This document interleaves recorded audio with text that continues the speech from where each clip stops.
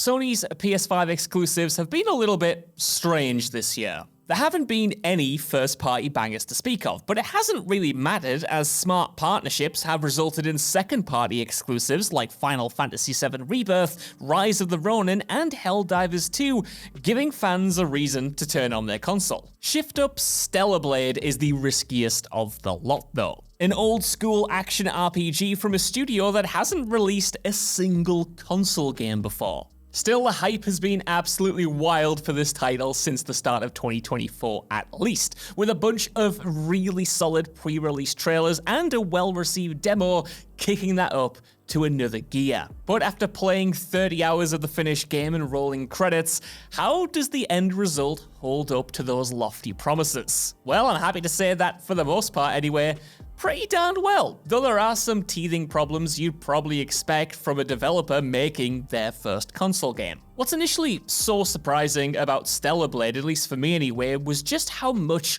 of a throwback the entire game is in terms of its design. Though it was marketed as being a stylish intersection between DMC-style hack and slashing and more patience-testing Souls-like combat, the final game wears other influences on its sleeve. In fact, in terms of mission design and overall game feel, this feels like the most polished Xbox 360 era game you've ever played. And I mean that, mostly anyway, as a compliment. In one sense, I mean it because the game is surprisingly straightforward in a way that a lot of action titles were at that time, focusing on the player moving from one beautiful location to the next while killing as many enemies as possible. There's a lack of bloat and a thankful restraint on display across the board, a welcome focus on gameplay and character action. My completionist run took me just over 30 hours, and it allowed Stellar Blade to go out on a high note. It left me wanting more in a good way, rather than extending the runtime and souring the final impression. And much of that runtime is divided between two main modes of play. On the one hand, you have more linear Souls-like gauntlet environments, and on the other, you have major open-world areas to explore, with the game alternating between these two styles of level design. Within that framework, there is still a lot of variation in what you're actually doing as well though, as Stellar Blade pretty much runs the gamut of conventions from action games past. Like literally, pretty much every single 360 era gameplay segment you can think of is in this game. When you're not fighting, you're solving a bunch of box puzzles, engaging in quick-time events, shimmying across climbable areas, thankfully faster than you do in Final Fantasy VII Rebirth, and raising and lowering water levels to properly navigate the environment. Honestly, I kind of felt like I was in the sewer in Spider-Man, the official game. A game that rules, by the way. That was my best Tim Rogers I can't go that deep. On top of these features, there are also these moving platforms that, I don't know if it's just me, but they reminded me so much of the ones from Crash Bandicoot, I had to assume it was intentional. And while all of this might have felt trite a decade ago, it is surprisingly refreshing in 2024. The game is straightforward to its benefit, with the focus remaining on the combat and level design, while these asides are sprinkled in to keep the pacing tight. There are side missions to take part in, collectibles to find, and upgrades to indulge in, but not enough to the point where any of it really starts to feel like filler, bloat for the sake of putting a bigger game length on the back of the box. Likewise, Stellar Blade draws from these conventions from years gone by, but presents them with the confidence and overall splendor of a big budget PS5 exclusive. These aren't just box puzzles, they are some of the best damn looking box puzzles you've ever experienced. This isn't just another sewer level, it's one of the most glistening sewers you've ever slogged through. And that all might sound like a backhanded compliment, but I promise it isn't. So much of Stellar Blade's appeal lies in its presentation. The ludicrously detailed costumes and faces that you'll encounter on your journey, the stunning bosses that ramp up in visual extravagance as you play, the silky smooth animations when you pull off a killing blow. While there are of course low quality textures here and there that do stand out, by and large you're looking at a proper PS5 showcase. It does admittedly feel like, design-wise, the game becomes far more unique and interesting as it goes on, but it's not to say the more familiar enemies and environments aren't still brilliantly presented. With so many cutscenes, especially in the latter half of the game, bringing insane amounts of spectacle, it's kinda hard to complain too much about a few muddy areas. And while I'm not smart enough to give you a full technical breakdown, I can say that, at least for me, playing it on the balanced graphics mode, I didn't have any issues. There was a minor amount of pop-in and barely any frame drops, to be honest.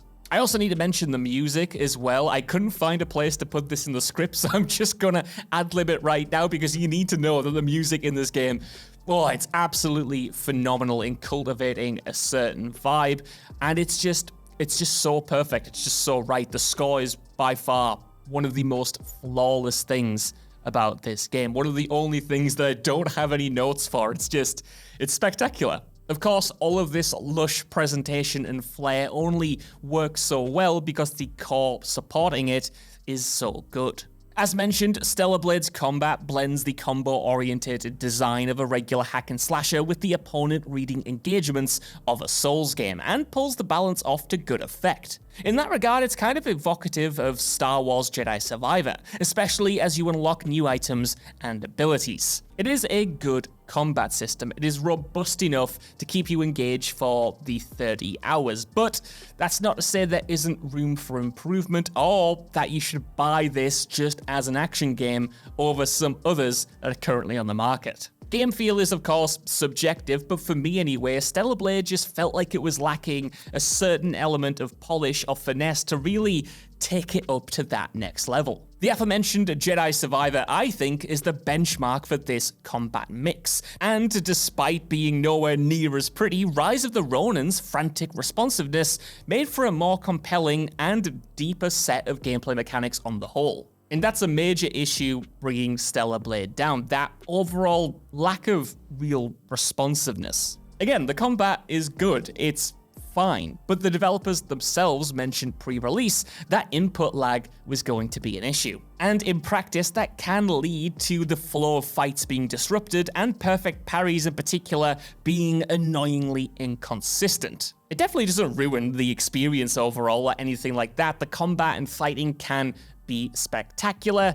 It's just this issue that partly stops it being as recommendable to play as something like Rise of the Ronin or Jedi Survivor. Only having one melee weapon, even one that does admittedly come with a bunch of upgrades and new abilities tied to it, doesn't help this matter either. Even though you attain some special moves earlier on and attain an even more powerful upgrade tree as you go, you'll still find yourself relying on the same combos pretty much no matter which enemy you're fighting. And it's hard to not pine for ways to hit faster or harder with different weapons. Other one-weapon games like Sekiro balance their limitations with a focus on other mechanics. In that title, for instance, it was in the challenge of parrying, which felt so damn satisfying to engage with that you didn't mind the fact that you were only using one weapon for the entire duration. Stellar Blade similarly has a parry mechanic, but as mentioned, it's hurt by the lack of finesse in the responsiveness, and even without that limitation, it just isn't the focus of battle in the same way it is in Sekiro or Wo Long. It feels good to use, as does dodging, but it doesn't feel good enough to keep your attention away from the thought that a couple of other weapons to alter the playstyle would liven things up. Fortunately though, this isn't a deal breaker. And honestly, Stellar Blade isn't long enough for this to become truly grating, and the aforementioned special abilities do just enough to keep things fresh. Again, this is very much a case of it being a good combat system that could have been great. Again, a little bit like Rise of the Ronin as well, it can sometimes feel like Stellar Blade is caught between its two biggest gameplay influences. While the Souls format does give the game a healthy dose of challenge, it can be more of a hindrance than a help in some situations. You have checkpoints before big encounters anyway, and the title is way more forgiving with punishing you for dying. So what does this element add? Having to read enemy attacks and time your offense is solid, but the attack patterns of the enemies are nothing we haven't really seen before, and the predictability can make the lack of enemy variety feel that much more pronounced. The bonfire run structure works for the more linear levels, but out in the open world it somewhat works against the player, where there's more of an incentive to simply run past enemies than there is to engage with them. Thankfully, side missions and collectibles sprinkled throughout these open world areas and even in the more linear missions serve to partly alleviate that problem. While not the most extensive by design, they do provide a welcome excuse to explore and revisit areas. They're often tied to specific characters too, each one focusing on an interesting cast member and their uniformly tragic backstories. What they may lack in mechanical robustness, I mean, so many of them revolve around just finding an item in one of the levels, they make up for in compelling stories that award depth to the world. The best of the side missions from a gameplay perspective, though, serve to open up new areas previously thought inaccessible, bringing new challenges and unlockables to the fore. Likewise, especially earlier on, even the most mundane-seeming side quests can be the source of the deliciously darkest moments in Stellar Blade's early hours, while at the same time hinting at future plot twists and reveals.